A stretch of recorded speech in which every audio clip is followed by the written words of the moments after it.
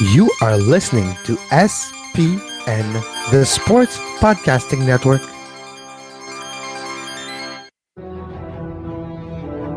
Termina هناك لشوارزنيجر جول.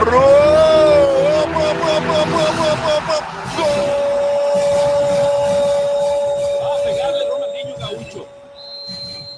Ya lo hace. Pierna derecha, directo al arco. ¡Golazo! ¡Golazo! ¡Golazo!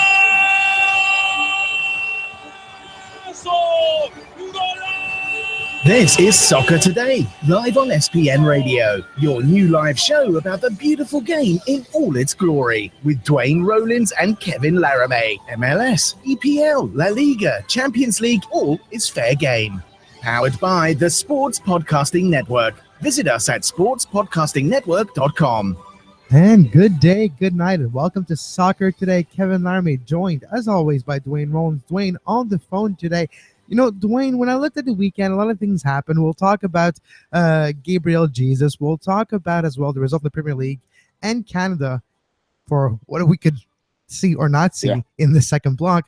I want to start, though, with one injury that happened in the weekend. It's a very serious way to start the show, Duane. Ryan Mason got a very, very bad injury playing for Hull City against Chelsea yesterday, a skull fracture. He is in the hospital recuperating from emergency surgery that happened late last night, our time.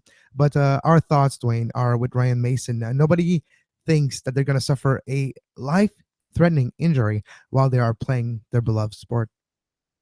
No, fair enough. It reminds me, of course, of Ian Hume's massive head injury a few years ago, and he never quite was the same player again. But that obviously is low on the priority list in days like this, what the soccer is going to look like moving forward. But certainly horrific and not what you want to see for sure, Kevin. No, a very hard collision with Ryan Cahill. Even Ryan Cahill, Antonio Conte mentioned today that at halftime he didn't seem 100%, but he stayed in and he scored the game winner for Chelsea with a header, which maybe might have been a good idea after all. We'll see how Gary Cahill feels today.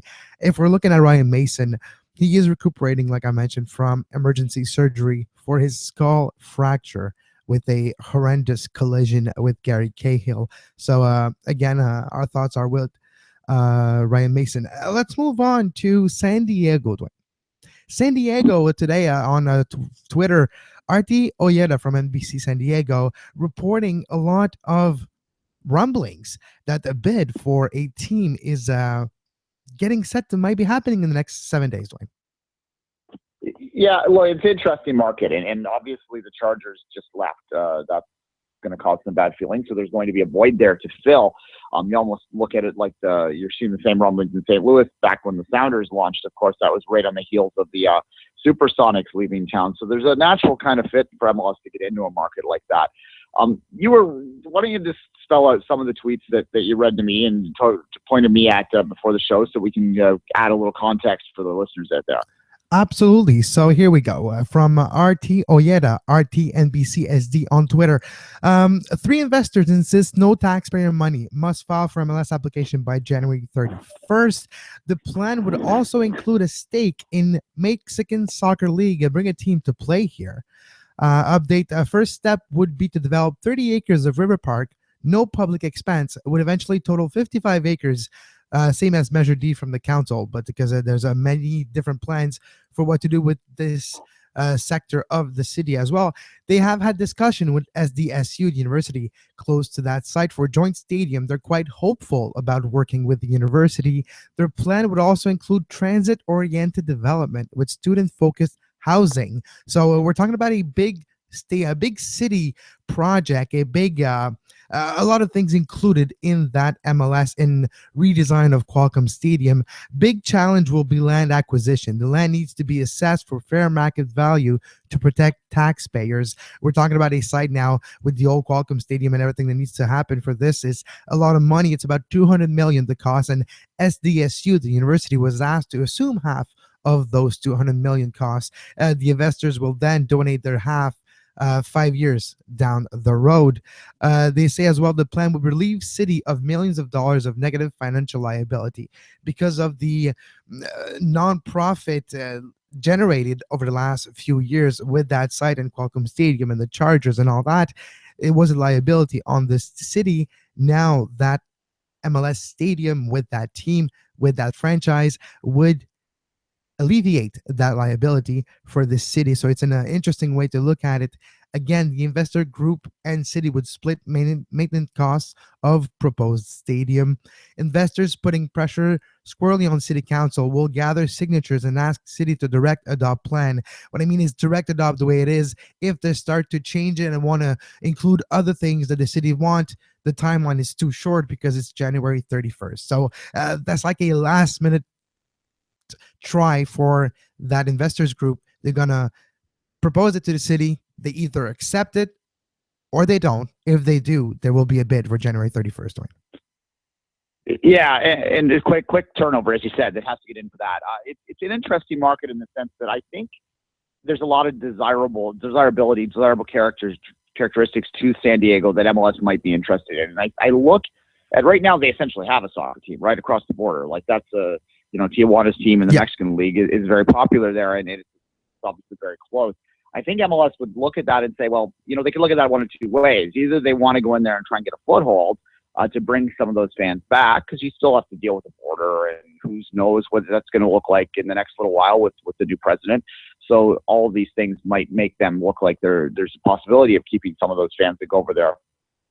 The other side of that is they might look at it as the Zulus are kind of hard to battle with, and maybe this will struggle here. So interesting that way, Kevin. Exactly. And just the last point, they don't want a public vote on it, because if they do, the deadline will come too quickly. So that will be a deal breaker. So that's where the direct adopt. They want the city to adopt it right now and not necessarily pass it to a ballot vote or a city council vote. Yeah, well, and they'd lose a vote too. Anytime Probably. You put a taxpayer, it doesn't matter it really doesn't matter if you're asked residents whether they want anything to happen, they're always going to vote no, because they're going to worry about taxes. So and I can understand that. I talked about the acres, and in the plan, there's a lot of other things included in that plan. So if you want to get more information on it, just follow RT Oyeda on Twitter from NBC San Diego. That's at RTNBCSD. The last part of it, which is interesting for the future, even though they just lost their NFL team, that MLS stadium plan would also include 16 acres put aside for an eventual potential NFL stadium, if the case may be. And if they were to build an NFL quality stadium there, I suspect that the NFL would look to move a team back in there, just as they tend to do in most places where a team leaves. But that's neither here nor now for our show right now, Kevin. Final thought I have anyway, I do wonder about and whether the league has a danger of I know it's a huge population base and they have the people there that can support this, but I do wonder whether the league might look at the end. We need another potentially two other California teams out there. Maybe that's not the distribution you're looking for. And also, what does it mean for Sacramento if they do put a team in San Diego? So this expansion race will be very interesting with a lot of different levels to watch out for in the days ahead.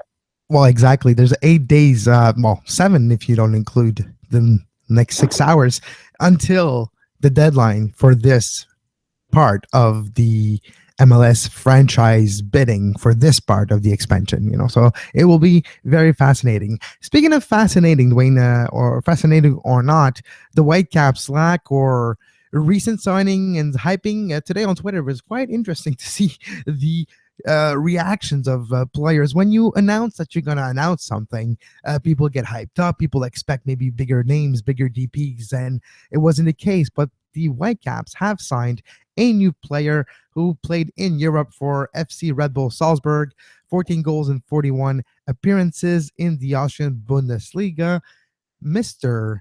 Jordi Reyna.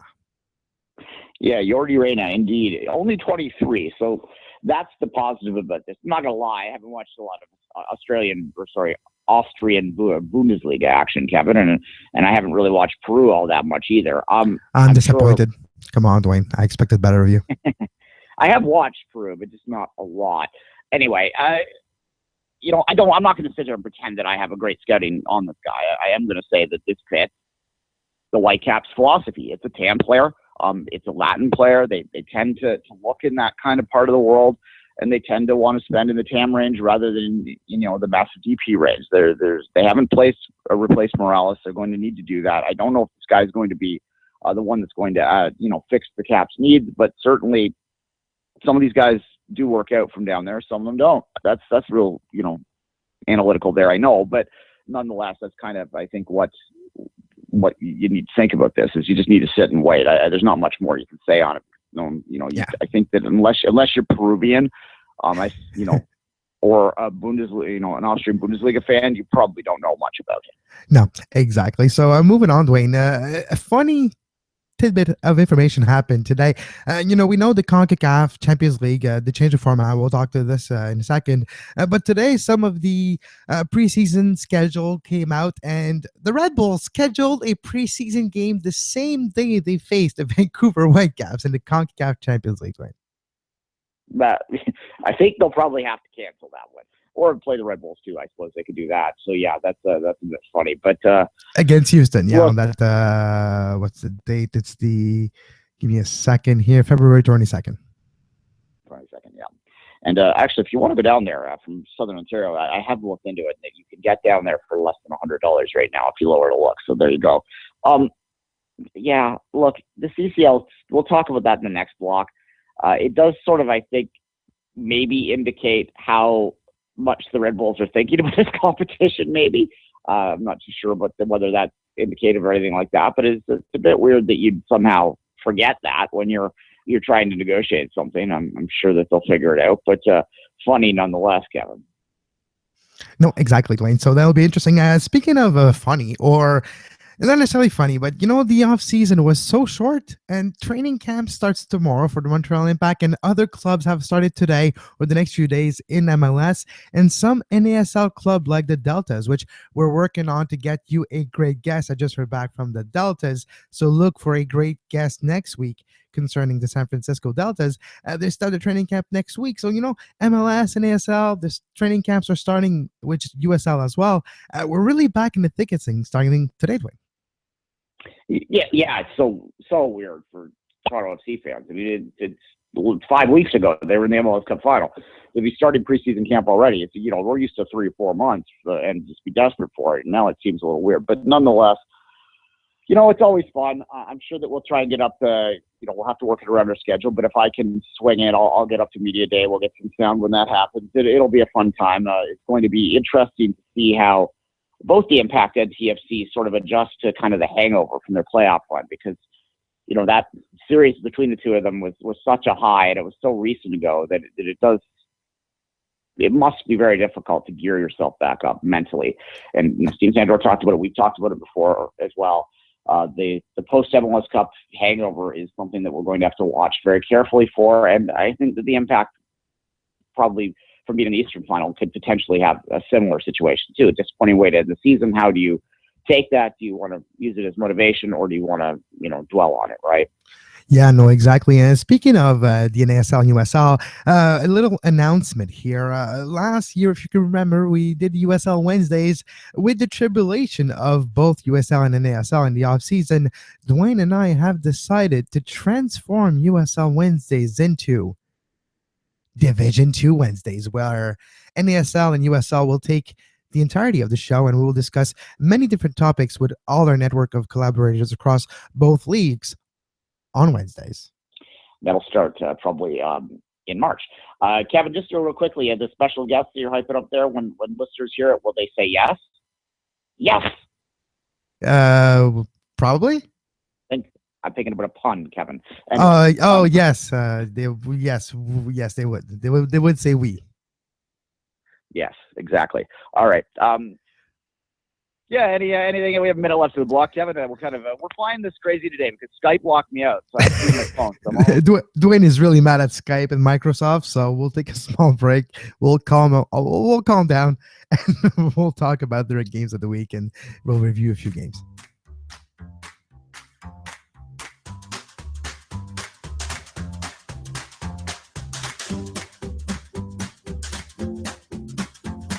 You are listening to Soccer Today, live on SPN Radio.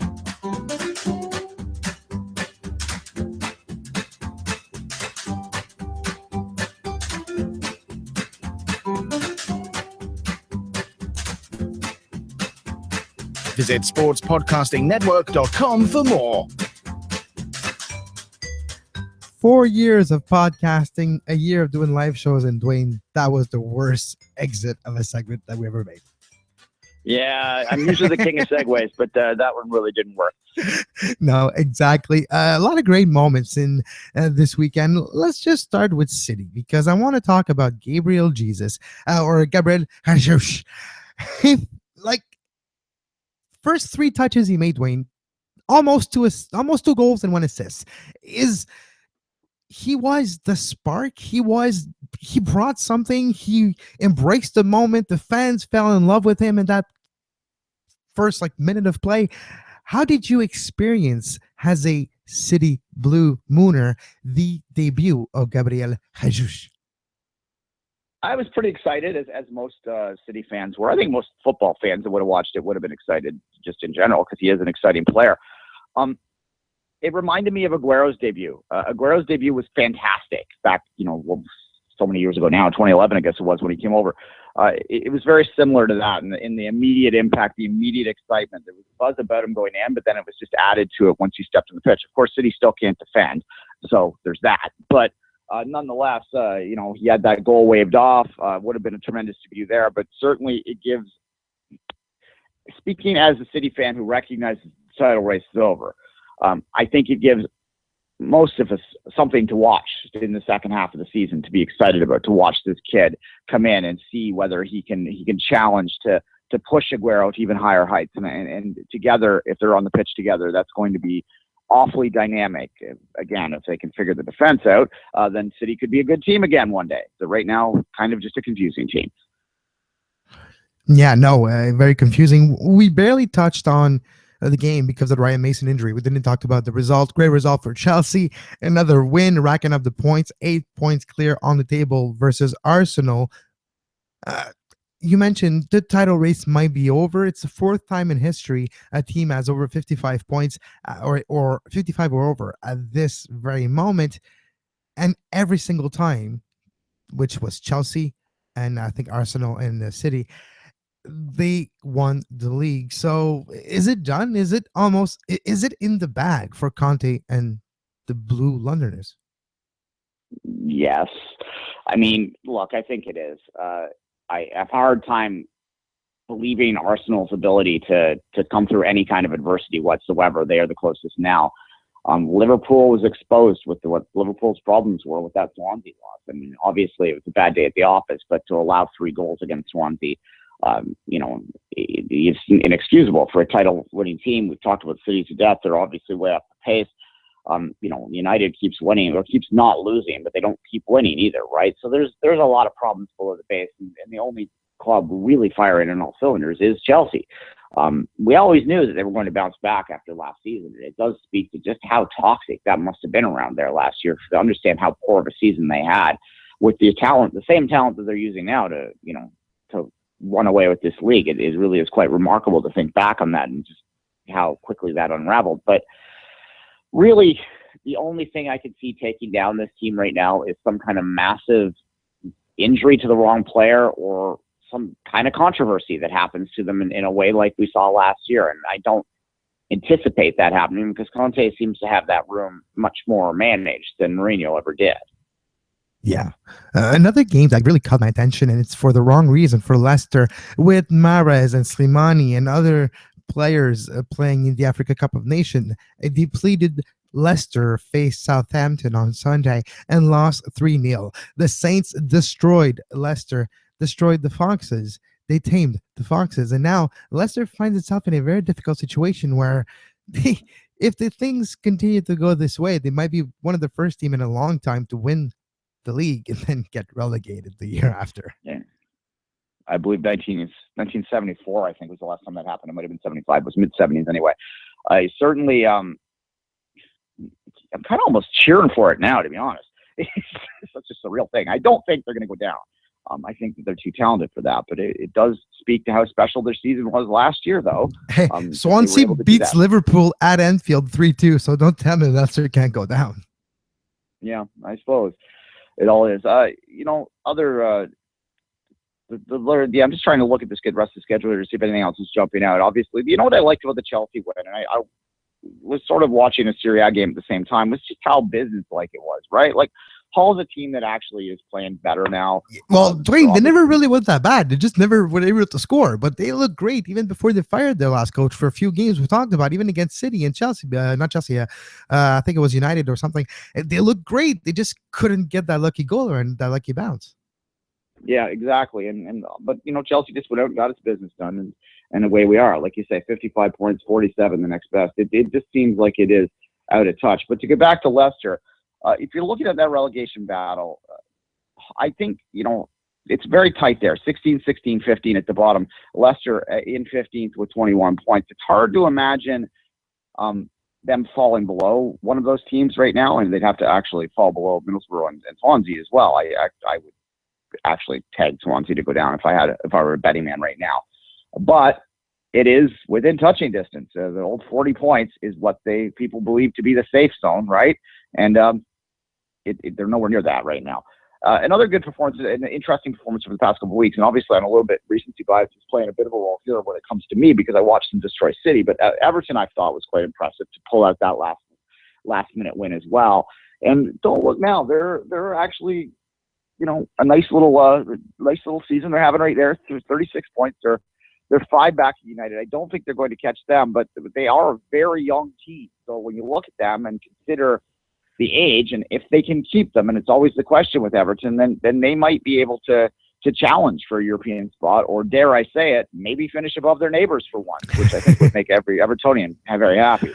Yeah, one result that was quite impressive, the way it was gotten, was Manchester United at Britannia, at Stoke, getting the equalizer. And what better fashion to get a milestone goal than on a free kick? Wayne Rooney finally gets number 250 to pass Sir Bobby Charlton as Manchester United's lead scorer ever. Then a free kick goal from 28 yards out, straight into the left, into the right corner, where the keeper couldn't do anything about it. Yeah, look, I'll give him his credit. Shrek's not my favorite player, obviously, but he's had a brilliant career there. Is slowing down, as we all know, but he's come on and done well lately. I think now that he has this goal, that's almost this record. I think that might be the closure that he needs to move on to someplace where he can play a more prominent role. I still think that his best move would be to go back to an Everton, where he started and finished his career out there. That seems to fit for me in my way of thinking. I think it would be a mistake for Wayne Rooney to come to North America or China, but especially China. Money talks. Yeah, money does talks. But just to look in perspective, what 250 goals are, it's 12 seasons of 20 goals in average, and then a few seasons of under that. That feat in itself is quite impressive to me, Dwayne. Just to score regularly 20 goals a season. Yeah, no, and his consistency is there. And, where does Wayne Rooney is not the fittest player, and I think that because he was a United legend that's kind of surrounded by a lot of talent there, at least he was earlier in his career. I'm not sure he ever got the full credit he deserved. He was kind of a punchline in a lot of people's minds, and that's unfair because, and I don't know why, really. I mean, part of it's United hate. There's no doubt about that. United is the most popular and least popular team in the world in many ways, right? So there was a bit of that happening, but obviously a great player that's had some great seasons and a lot of goals. And I'll tap my hat and bite my tongue and say that obviously that Derby free kick or bicycle kick goal is one that we'll be watching for years. Even though he mishit it a little, if you actually watch it carefully, it hit his shin. But that's Wayne Rooney too. He has a knack to be in the right place, and a lot of goals have gotten in off of shins and bums and things like that. They still count. Exactly, they still count as a goal at the end of the day, so that makes it all worthy. Yeah, the goal scorers do that, and he's a goal scorer, and we'll see. Like I said, I do believe that United will probably move on from him at the end of the year, and that's probably for the best. He has the record now. I'm sure that there will be a little bit of an opportunity down the stretch for him to have a run out where the fans there can show their appreciation for him, and we move on. Like the world keeps turning, right? Exactly. Speaking of the world keeps turning, Duane, Canada played and nobody could watch this weekend. Yeah, it was the weirdest thing. YouTube would run for like 2 minutes and then it would just stop. It was odd. Anyhow, Adam Strafe got into goal because they had subbed out their keeper and then the keeper got hurt. So it was just a mess. But they did win 4-2 over Bermuda. That's, a win is a win is a win. So I do like that. And I do think that Canada should play more games like that with lineups like this. If you don't know, the lineup was exceptionally young. It was very much down the depth of the Canadian program. A lot of players, Montreal Impact players like Anthony Jackson-Hamel, Wandré Lefebvre, and former Montreal Impact player Maxime Tissot were part of the lineup. Yeah, you're talking about like Becker. I don't want to not attached to Stevie Becker. I'm not trying to be dismissive of these guys when I say this, but this is like a C lineup, right? Like you're not talking about very many players that would necessarily feature consistently. I mean, that Tosin Ricketts and Will Johnson was there and players like that. So there were some normal starters, but by and large, this was an exceptionally young team. And that's a good thing, though. You want to take a look at the whole player pool. You want to take a look at the depth, and playing teams like that is exactly who they should be playing because you don't want to send those kids in to get smoked 5-0 or something.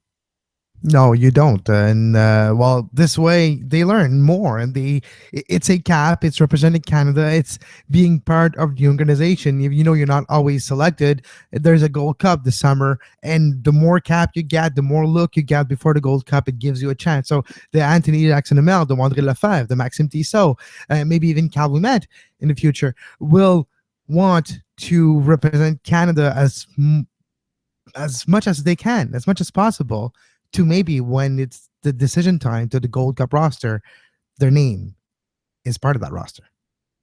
Yeah, well, exactly. And there are a couple, unattached FC is represented in this camp, and it also helps players like that find jobs. So there's a double purpose to it. And like I said, it's always good to get a win, even if it's against a team like Bermuda. Wish we could have saw it, but by all accounts, they played well. Jonathan Osorio had a goal in there. That was nice for him, I'm sure, after all the frustrations he's had with the national team over the past year or so. He's back in the mix, and then everyone's happy about that. So we keep moving on. And speaking of that, Kevin, they did actually announce today a friendly that I'm actually fairly excited about because I suspect it'll be on TV for once. They are going to play Scotland in March in nice. Scotland because they're not going to play here. But it's fine. It's a nice trip. Go back to the old continent and see the cousins and the ancestors of the game that we love. Yeah, I'm calling it the Scott Arfield Derby. The winner keeps him. No. Yeah, he's ours. It's going to be a little weird for him, I'm sure. Maybe we'll play that one. Just to finish the show, Duane, you mentioned Canada Scotland. CCL has announced today, the CONCACAF Champions League, a new format. And people think, it's a 32. No, it's a 31 team format. It's one phase of 16 team. The winner of that phase joins the other 15 for the final. Yeah. Well, we talked about this a couple weeks ago. It's not that confusing once you see it, but it's hard to verbalize it. But basically, you're having a tournament to declare a champion in the fall between lesser teams, sort of lower-ranked CONCACAF teams, which I think actually is good for them. And this is the part of the format that I do think is helpful and good. And I hope that when the Canadian Premier League launches, that the CSA might lobby to get a second spot and have that second spot take part in that tournament, because I think that would be valuable exposure and opportunity for those Canadian Premier League teams once they exist. But nonetheless, moving that aside for now, it's then going straight to knockout into the winter, and this affects TFC because TFC is going to be the Canadian represented in the first version of this to take this format. So I know a lot of fans here are the tuned-in fans are upset about this change because they were looking forward to watching Champions League football next summer. It's been quite a few years now since TFC was in the competition, so it would have been nice. I have fond memories, like many do, of Aribi Nando and weird ass teams with Mr. Donut on their chest walking into that stadium. It was fun watching those games back in the day, and I'm going to kind of miss them. But it does mean that they're likely going to. It's going to actually be complicated because playing a game like we all played the game in December, the MLS Cup, but playing a game at BMO Field in February was going to present some challenges because the stadium won't have been in use. It's much more difficult to get it up and running at that point in the winter than it would have been early in the winter, right? So I don't know what they're going to do with that, and I don't think the Sky Dome is an option anymore now that they've dug out the trenches for the base path. So it's going to be interesting to see how that is, but it's also going to struggle because if they are playing it at BMO in February, Kevin, and there's no momentum around this, and if they get a poor draw in terms of not getting any team that people are aware of, then I don't know how you're going to convince Torontonians to stand and freeze their ass off in February to watch like a Panamanian team. So we'll see. It'll be the diehards will be there, and we'll have fun with it. But it is disappointing, like I said, that we don't get to see it next year. The tournament aspect, the single bracket type of tournament aspect of it, makes for maybe a great entertainment down the road. It's a try. It's an experiment, we could say, and it'll be interesting to see how it unfolds, how it deals with it. So, not this one. I think next one will be that format. Yeah, it's the current one is the Whitecaps are playing. Yes. Well, yes. So they're. Yeah, so once that one wraps up, it starts this year. So it's the 17-18 version that will be the fun. The big question here is what happens with the Voyageurs Cup next year, because they actually moved the Voyageurs Cup so that they could be having the champion produced in the same year that they. That's true. And now, yeah, so now they're not again, and that's always the disadvantage that most teams have here. Like I think about it again from Toronto's perspective because they are relevant. I'm not just being a homer here; they are relevant in this discussion. Like, will Javinko even be on the team still by then? And that's kind of disappointing if we don't get to see Javinko in the Champions League, right? But yeah, exactly. It is what it is. Yeah. Well, just an example, the Montreal Deep, when they went to the final, Marco De Vaio was involved in them in the group stage and retired. He wasn't involved in the deep run. Piatti was. So that's an example there of the team can change a lot between the actual start of that run till the end of the competition. Yeah, it will give, I guess, on one advantage, and Vancouver's sort of seeing it now, you do have the advantage to use it as a recruiting tool in so much as the CCL might be a motivator for a player to come in. But if you're a player looking to do coin and you're saying, oh, we're playing in the Champions League in February, then that probably makes you, if you don't know much about the club before that, it probably gives you a favorable impression of them.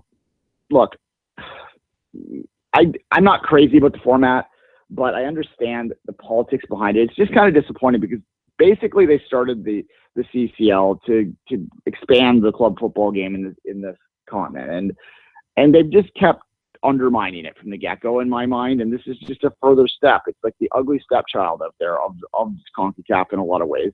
The big Mexican clubs don't want to be part of it, really. I mean, they put up with it because they want the opportunity to go to the Club World Cup. But unfortunately, they do now more than before want to be part of it. America has been taking it very seriously over the last few years, won it multiple times, and now representing CONCACAF in the Club World Cup a few times. So they have taken it more seriously. It's not just Santos Laguna, which is a mid-table Liga MX club, going after it. You have clubs like Club America and Cruz Azul going after it. So that's important. But just to finish off the show, Duane, the only thing that I really don't like about this is not a lot of games. It could be just one home and away, boom, you're out. And that is a little depressing when it does it take value away from a US Open Cup? Does it take value away from the Voyageurs Cup? The fact that your prize at the end is not necessarily 6 games against club, and when we talk about money wise, what you can generate with 6 games at home,